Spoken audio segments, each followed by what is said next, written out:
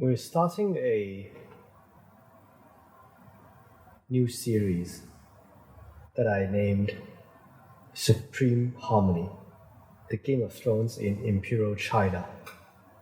The purpose of this series: how was the successor of an empire selected? That was the paramount question for all regimes across history. In Chinese history, the heir of the throne was called the foundation of the nation, 国本, as it represented the future of the regime. Understanding how the heir was chosen in ancient times allows one to gain profound insight into the history of a particular culture. The topic is specifically interesting in Chinese history due to its repeated cycles of unified dynasties and warring disunities.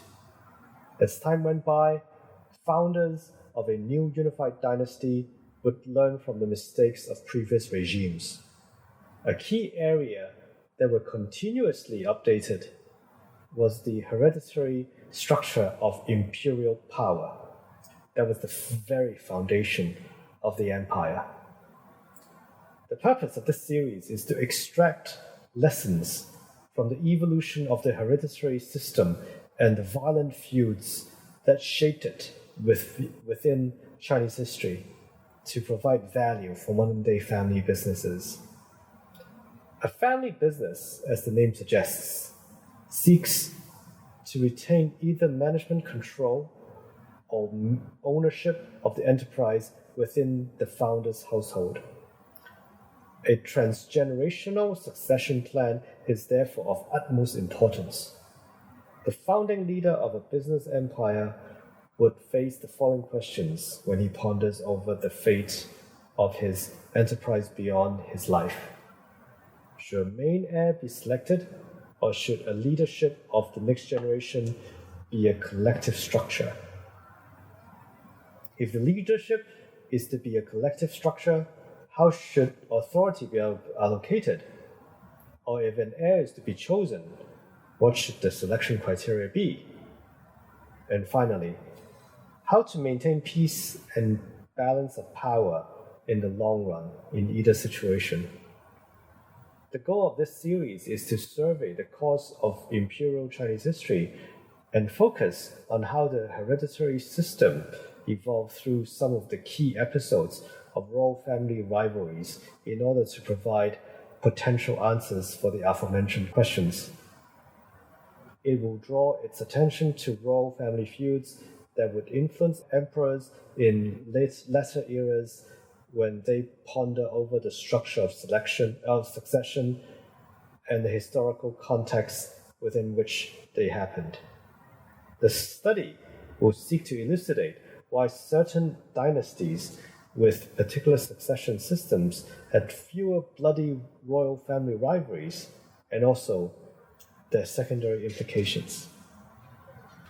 As a natural extension, it would also provide speculations on why certain historical figures were made the successors. On the flip side, the study will leave out regional regimes during warring periods, as the macro situation did not allow for a system to be structured.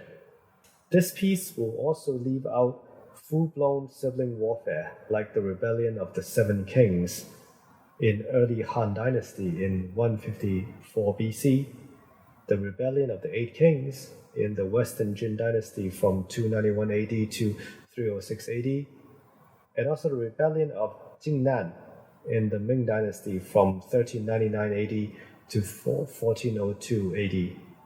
This is because they represented pure military engagements, as royal court politics were not able to settle on a political equilibrium.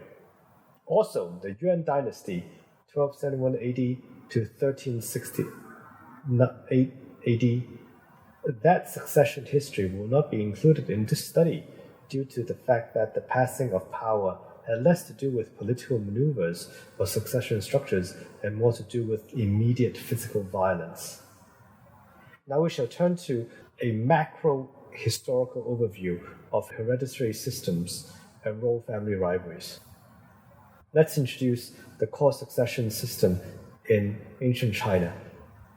We start with the Western Zhou dynasty, Xizhou, from 1046 BC, when it unified the areas in modern-day central China, where Chinese culture was mainly situated. The previous dynasties of Xia and Shang left little, if any, written records for us to perform a thorough analysis.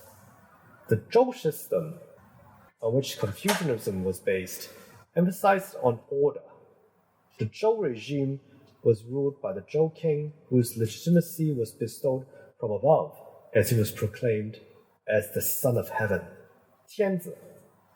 The Zhou king would rule the central part of the empire in Haojing and Luoyang, which is situated in modern-day Shanxi and Henan. The lands surrounding the center of the empire were granted to vassal chiefs according to their closeness in blood to the king or the merits they earned during Zhou's unification campaign.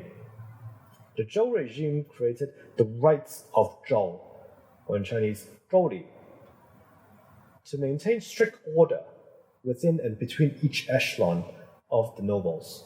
A certain rank meant you could dress in a certain way, or the number of horse chariots you could maintain in your state's army. With Zhou's obsession with order, it was only natural that they would create a succession system to maintain the ranks through the generations. This system would be a reference for almost all the dynasties that came after the Zhou. The Zhou system was paternal, meaning that the king would pass his throne to his son, and a duke could pass his title to his son, and so on.